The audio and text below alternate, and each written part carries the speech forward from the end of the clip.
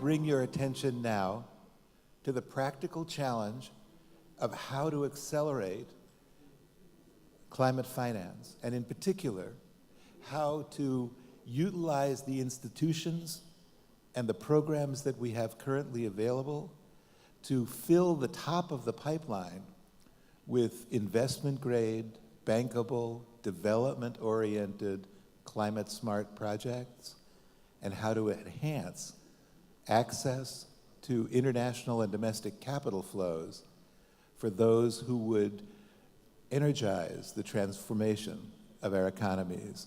We have an extraordinary panel to start this session, but because of the lateness of the time, this session is going to run shorter than we had originally planned.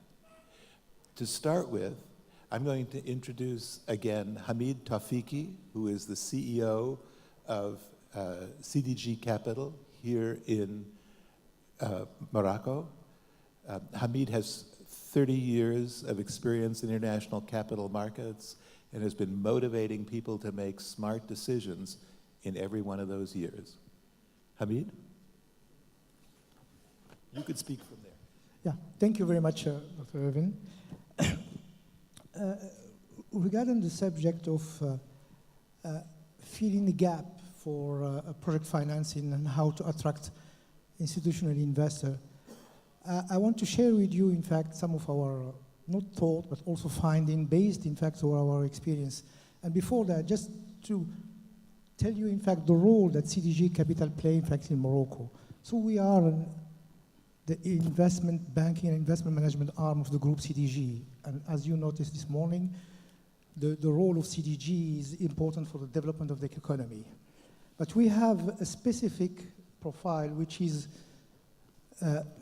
being very much involved in the development of the local capital market, which enable us, in fact, to see concretely how these aim of combining, in fact, development bank credit with investor, in fact, need and demand. So I would like just to start with some facts. And I think they are important to understand the difficulty and the complexity of finding the right mix. So we have, first, I think, to bear in mind that the development bank playing field is the credit banking arena. Banking, it is really the way the development bank, they operate. And parallel to this, the institutional investor playing field is capital market. And when we say that we need to attract foreign investor, I think it will be much better, in fact, to see how we can attract local institutional investor. Because one thing is important is that in country in the south, and we are talking about Morocco, and it's also the case, I think, in Africa, so we do have local savings. The issue is really to see how we can channel them to the right project and find the right mechanism to do that. But let me continue. In fact, the second one, and this is a quote from somebody I will tell you who said that African reliance on foreign debt for financing its infrastructure is madness. So this is coming from Tidjane Thiam, who is the CEO of Credit Suisse, who is from Ivory Coast. And I think he knows what he's talking about as an investment banker and also as an African. So behind this fact is the accumulation of currency risk, which is something which is important. So the third fact is we all said that the development bank are pretty much involved, in fact, in funding the project for climate finance or for sustainable development.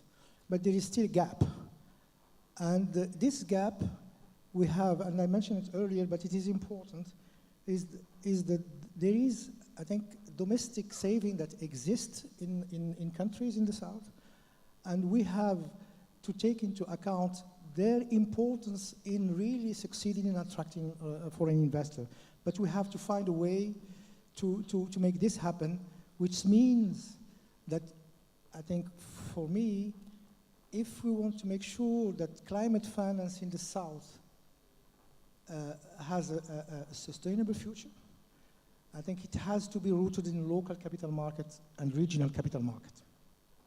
So this means that we have really to make sure, as a development bank, to help, in fact, local investors being involved in the whole investment circle and to help them gradually coming in.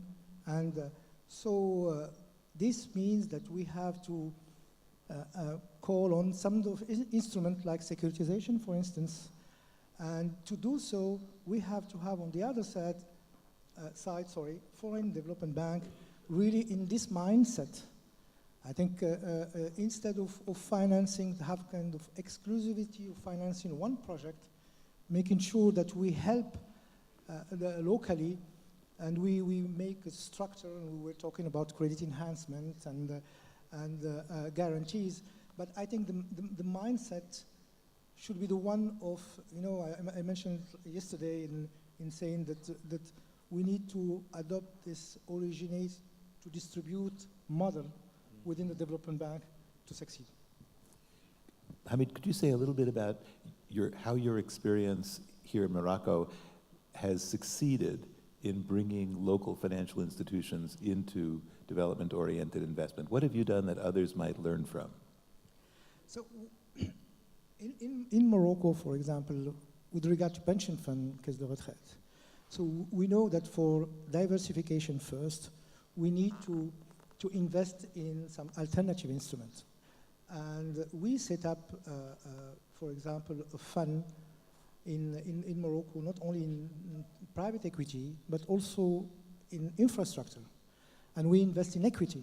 And this is one type of instrument where we can channel, but it's not sufficient. I think we can do more. I'm talking about, for example, debt instrument. And this we can do more in structuring. We were talking yesterday about green bond, but project bond.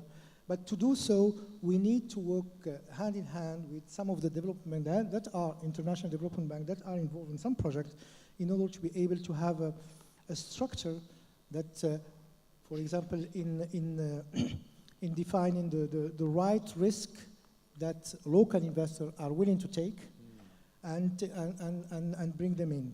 And this is really, for us, the important step going forward. We do it for equity, and we intend to do it for the debt, and through either securitization and or other type of instruments. And we've tendency to forget that water will never flow from downstream to upstream. It only flows from upstream to downstream. And so that if things are right, finance is not a problem. And this is what I've tried to argue. And this initiative about transformation is not about projects. It's to transition to a renewable energy power system in a continent, because there is very few investment that need to be protected to the end of the life cycle. And a renewable energy offer system, a wide range of energy systems that fit to the African situation. And a renewable energy offer system, a wide range of energy systems that fit to the African situation. And yet we're not necessarily talking, or we're talking only a little bit about the underlying conditions, about the fact that the fundamentals, the tough decisions that have to be made in terms of policy, in terms of the removal of subsidies for fossil fuels, in terms of the pricing of water and electricity, therefore. How is that going to factor in, and how are we going to address that rapidly enough so that we can actually deal with some of the main barriers that we're all facing when trying to identify structure projects?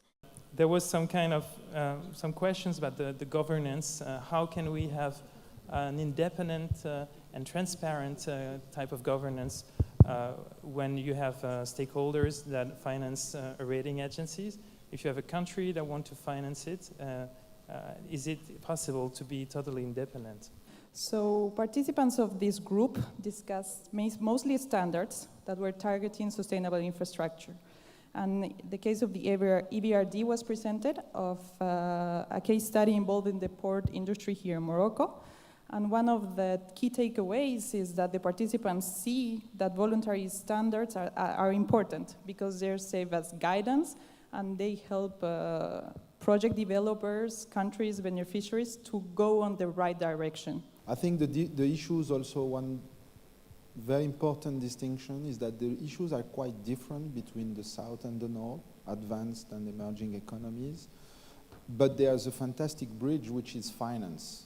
So what is interesting about these two initiatives that we discussed is that in some sense they came from very similar places. One in the sense of looking at how to get the public and private to come together to overcome risks and get deal flow. That seems to be more or less what came out of our discussions, using a very different tool sets and very different instruments.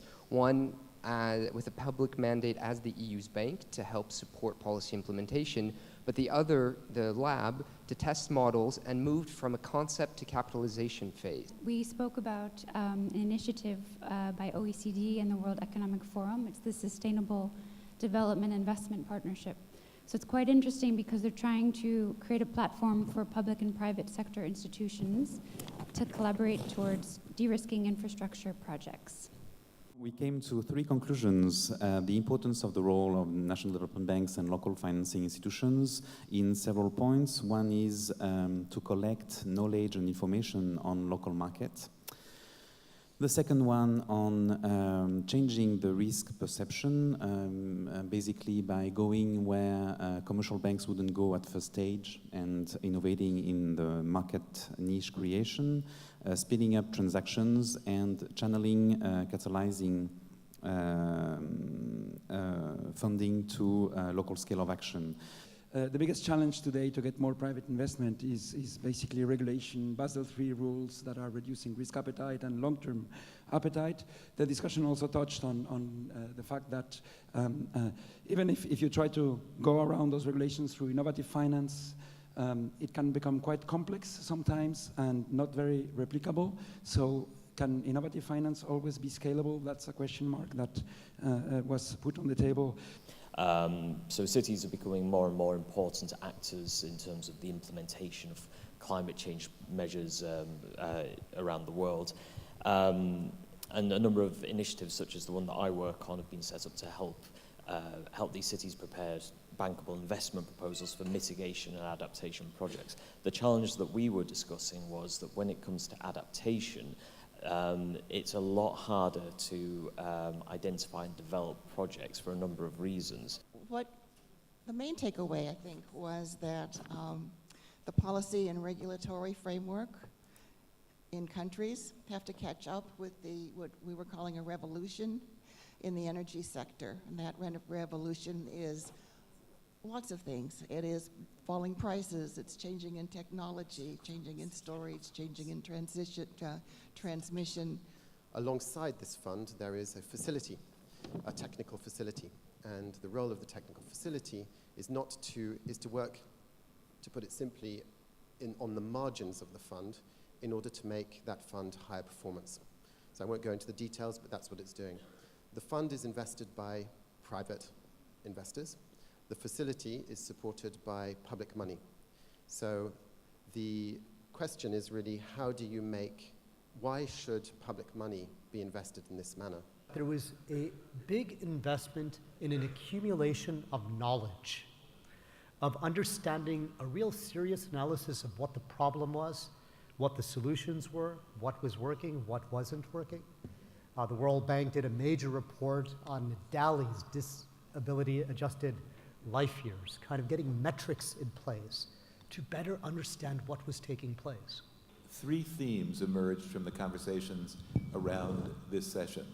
The first is the recognition that we have made the first part of the transition on the climate problem. Climate is no longer a scientific question, and it's no longer primarily an environmental question. It's a development challenge. Here, especially in Africa, the challenge of climate is how do we build out economies in a robust and sustainable and resilient fashion. So we have one General Assembly per year, and we have a structure with the steering committee and the Sherpa. And the Sherpa, they meet and they have a close contact, plus the steering committee, which contains 8 members. And we exchange a view, and we work on a very specific point. And we try, in fact, to show further commitment and advance in major issues. So we also take the opportunity of the various forums that we organize in order to move again forward and to realize some quantum leap. And we have, for today, 2 major statements. And in our work, not only we work together within the club, but also with some partners. And one of the statements of today is the result of the interaction with one of our partners. So I leave for this the floor to my friend, partner, Alexis, to tell us about these 2 main statements.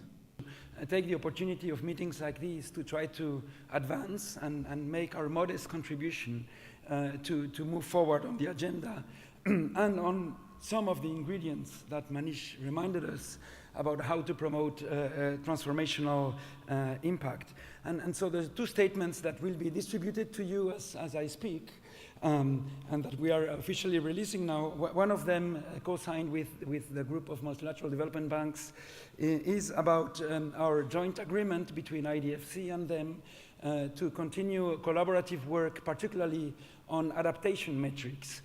We thought we would do is actually have you just offer some reflections, some remarks on the day, particularly perhaps to the extent if you want to just share some impressions if you look over the past year since the Paris Agreement.